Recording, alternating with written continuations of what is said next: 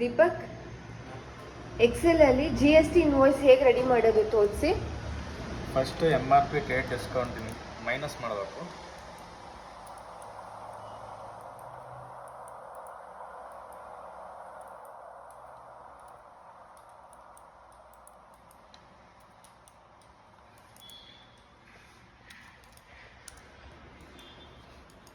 Next price cash ಡಿಸ್ಕೌಂಟಿಂದ ಇದನ್ನು minus ಮಾಡಿದರೆ ನೆಟ್ ಪ್ರೈಸ್ ಸಿಗುತ್ತೆ.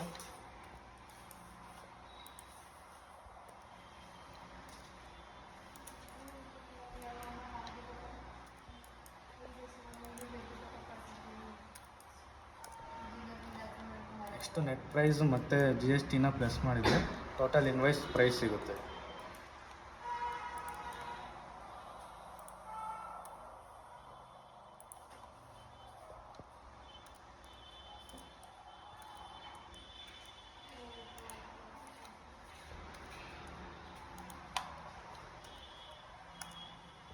Thank you Deepak.